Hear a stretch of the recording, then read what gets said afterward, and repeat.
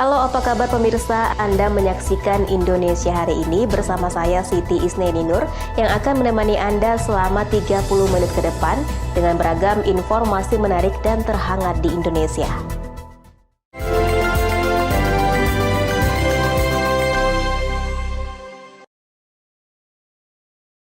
Kita ke informasi pertama pemirsa, pencarian hari kedua terhadap dua mahasiswa korban terseret air bah. Pada Sabtu siang lalu, tim SAR gabungan berhasil menemukan kedua korban dalam kondisi meninggal dunia di kawasan air terjun Lubuk Hitam, Kecamatan Bungus, Teluk Kabung, Kota Padang, Sumatera Barat. Kedua jasad korban ditemukan 10 km dari titik awal hilang dan dievakuasi petugas SAR gabungan hingga selanjutnya dibawa ke Rumah Sakit Bayangkara, Polda Sumbar. Tim SAR gabungan yang terdiri dari Basarnas, BPBD, TNI Polri, dan dibantu warga setempat kembali melakukan upaya pencarian terhadap dua orang mahasiswa yang hilang terseret air bah di kawasan air terjun Lubuk Hitam, Kecamatan Bungus, Teluk Kabung, Kota Padang, Sumatera Barat. Korban atas nama Parulian Manurung, 21 tahun, yang hilang terseret air bah berhasil ditemukan 10 km dari titik awal dinyatakan hilang.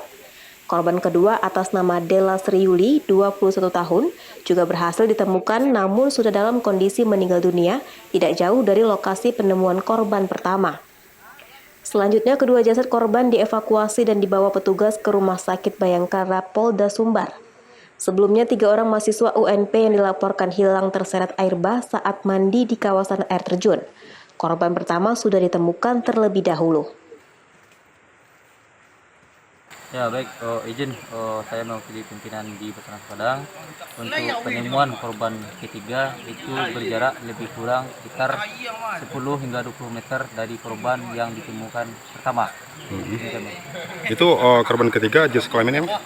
Untuk korban ketiga berjenis kelamin wanita. Untuk nama itu Della Sri Mulyanti. Untuk alamat itu di Damasraya dan status korban masih dalam mahasiswa UNP.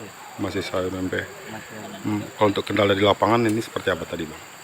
Ya, untuk kendala di lapangan yang dilakukan oleh teman-teman dari tim SAR gabungan itu yang pertama ya jelas Bang, kontur sungai yang beragam, itu besar, kemudian licin dan arusnya juga ada yang jeram, jadi itu sedikit menghambat untuk proses pencarian.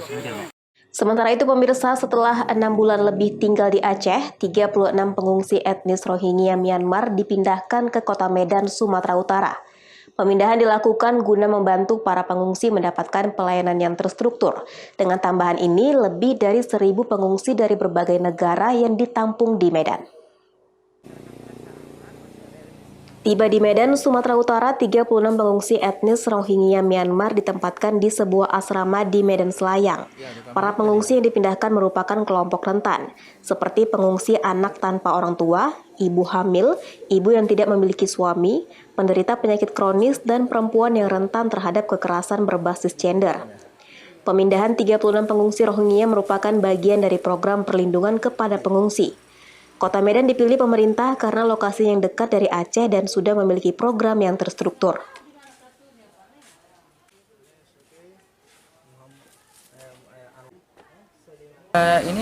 Kita tadi malam dari Loksmawe, kita berangkat dari jam 9.30, nyampe di sini tadi jam 5.30 pagi.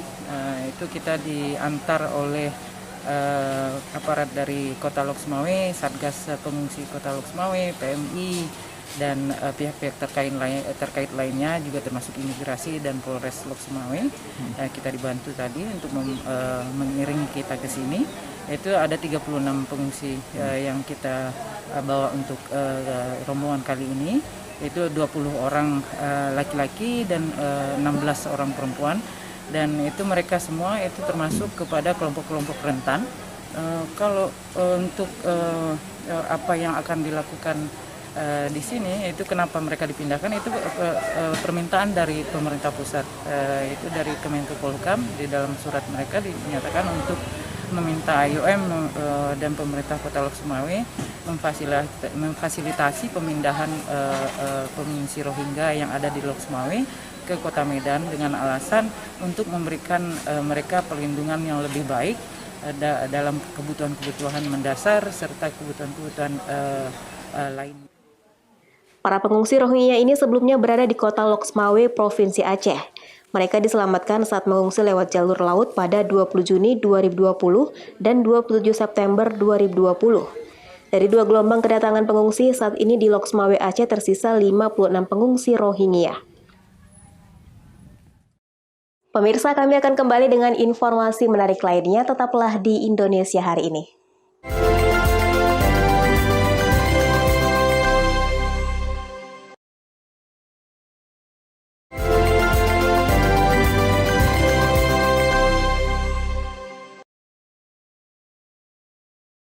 Terima kasih Anda masih bersama kami. Pemirsa, TNI Angkatan Laut menggagalkan penyelundupan ratusan ribu bungkus rokok ilegal berbagai merek di perairan Batu Ampar, Batam, Kepulauan Riau. Untuk mengelabui petugas, para pelaku memanipulasi dokumen yakni tujuan Thailand. Curiga dengan muatan kapal kayu KM Karya Sampurna, jajaran TNI Angkatan Laut mencegat laju kapal di perairan Batu Ampar, Batam. Meski mampu menunjukkan dokumen muatan barang, namun petugas curiga atas dokumen tersebut. Kecurigaan petugas yakni melihat dari dokumen tujuan kapal dari Batam tujuan Thailand. Namun tidak satupun ABK yang memiliki izin keluar negeri dari imigrasi. Kecurigaan lainnya adalah jumlah BBM kapal yang dinilai sangat sedikit untuk melakukan perjalanan laut jarak jauh. Dari hasil penyidikan akhirnya diketahui jika kapal bermuatan rokok asal luar negeri dengan nilai 5 miliar rupiah tersebut akan dibawa ke Tanjung Berakit, Bintan. Selanjutnya rokok akan dipindahkan ke kapal speedboat untuk dibawa ke Riau. Telah berhasil melaksanakan pengejaran dan penangkapan terhadap kapal motor Karya Sampurna di perairan Batu Ampar. Kegiatan upaya-upaya penyelundupan ini sebenarnya sudah diendap sudah lama oleh kita. Karena ini model baru, pola baru, tapi kejahatannya lama, yaitu upaya mereka memasukkan rokok ilegal ke wilayah hukum kita. Kalau dulu menggunakan kapal-kapal kayu yang akan ditransipkan di OPL Barat maupun OPL Timur ke high speed craft untuk dibawa masuk untuk menghindari pajak dan sebagainya. Saat ini mereka lebih rapi lagi. Dari Jurong, Singapura mereka membawa dalam bentuk kontainer, ya. Terus kemudian ditransshipmentkan di area resmi di dalam pelabuhan ke dalam kapal ini. Terus kemudian mereka mendapatkan dokumen berlayar, surat izin berlayar menuju ke Thailand. Terus kemudian hasil pemeriksaan custom juga mereka akan ke Thailand. Tetapi pada kenyataannya kapal ini tidak akan sampai ke Thailand. Pengakuan dari nakoda, mereka akan menuju ke Tanjung Berakit di wilayah hukum Republik Indonesia. Terus kemudian akan dipindahkan sama ke HSC juga. Nah itulah, berarti kapal yang tanpa cukai dan lain sebagainya akan masuk ke wilayah hukum Indonesia.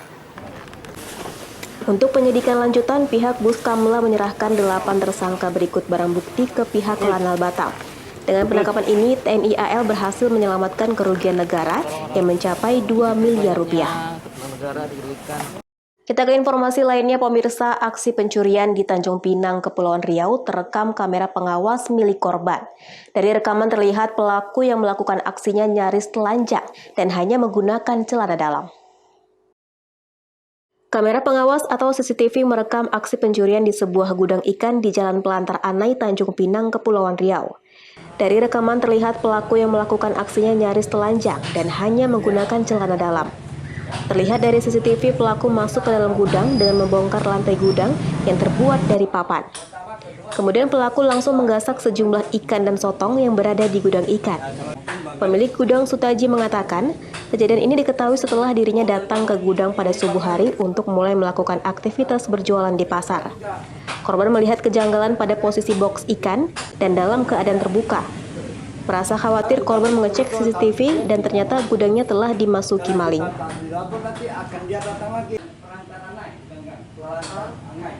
Tahunya pas gimana tahunya? Saya tahunya ya, yang pertama karyawan saya belum datang. Pertama saya masuk di gudang mati lampu. Saya datang tetap saya buka lampu ini. Sekali saya lihat, pun lihat juga Poiba itu lain. Diputar sana, putar sini. Kalau kita pulang pasti disusunin, dirapi namanya. Tapi ini sudah gagal aku lihat.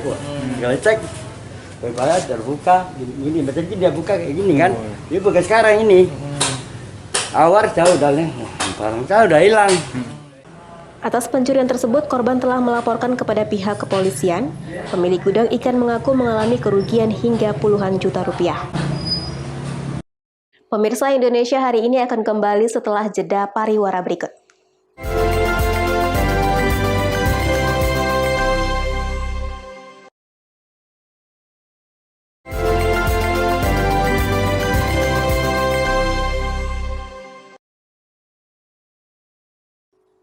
Terima kasih Anda masih bersama kami. Pemirsa, sebanyak 1.800 ASN dan guru yang terdaftar sebagai penerima vaksin COVID-19 di Kecamatan Padang Timur antusias mengikuti vaksinasi COVID-19 di Puskesmas Andalas, Kota Padang, Sumatera Barat. Selain guru, Puskesmas Andalas juga memberikan vaksinasi kepada calon jemaah haji tahun 2021 ini. Sebanyak 1.800 ASN dan guru yang terdaftar sebagai penerima vaksin COVID-19 antusias untuk mengikuti kegiatan vaksinasi di Puskesmas Andalas, Kota Padang, Sumatera Barat. Untuk ASN dan guru di Kecamatan Padang Timur ini, Puskesmas Andalas menargetkan kegiatan vaksinasi selesai pada akhir bulan Maret, dikarenakan pada bulan April akan berlanjut kepada kelompok penerima vaksin lainnya. Selain ASN dan guru, di Puskesmas Andalas ini juga memberikan vaksinasi kepada calon jemaah haji yang terdaftar di Kecamatan Padang Timur. Ada sebanyak 200 calon jemaah haji terdaftar penerima vaksin dan baru 40 orang yang melakukan vaksinasi. Untuk Padang Timur itu berjumlah 1.800. Saat ini yang sudah divaksin per tanggal 22 Maret ya, per hari ini, tapi yang cakupan hari ini belum masuk itu 1.102.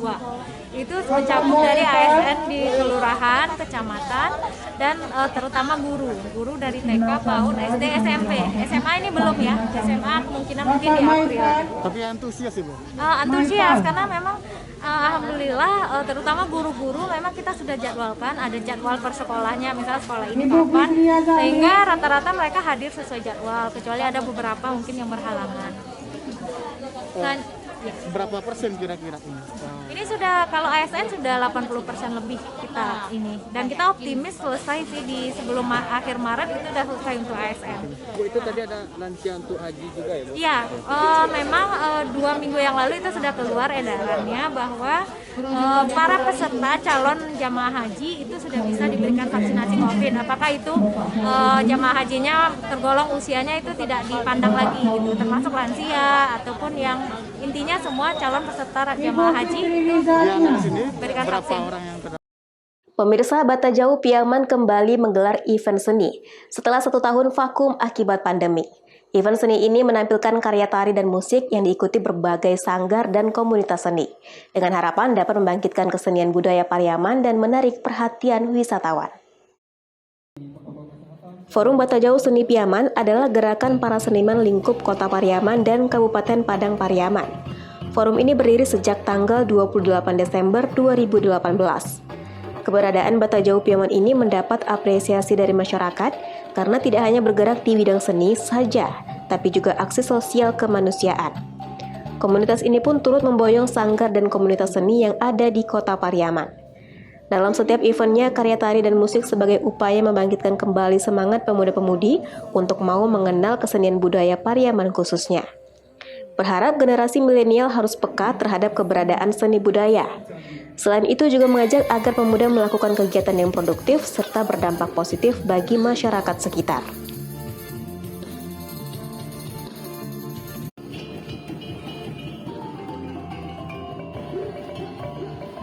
Yang pertama, saya pikir semua orang sekarang harus penasaran dengan Pariaman. Saya bilang dengan kata penasaran. Yang pertama karena alamnya, khusus pantai. dan kemudian Kota Pariaman sudah menetapkan tagline baru. Yang kedua, venue-venuenya, amenitas-amenitasnya sudah semakin lengkap. Yang ketiga adalah ada aktivitas di sini setiap minggu. Pariaman Culture Every Week. Yang penasaran kedua adalah Batajau. Saya pribadi tahu Batajau itu dulu di Padang Pariaman secara geografis. Tapi ternyata Batajau itu adalah gerakan sosial yang tidak mengenal batasan geografis. Sekarang masuk Kota Pariaman. Ini salah satu forum Batajau ini sudah terkenal lah. Ini ada 11 sanggar yang tergabung, sehingga itu menjadi atraksi pariwisata yang menarik untuk orang datang ke Pariaman. Sehingga kami memohon kemarin dengan hormat ke forum Batajau untuk bisa tampil di Pariaman sekaligus simulasi dengan protokol kesehatan yang ketat. Karena sudah 1 tahun vakum, kena pandemi, nah hari inilah kita simulasi. Pemirsa, informasi tadi menjadi segmen penutup jumpa kita kali ini. Tetap saksikan Indonesia Hari Ini untuk menambah ruang informasi Anda. Saya Siti Isneninur mewakili kru yang bertugas pamit undur diri. Terima kasih dan sampai jumpa.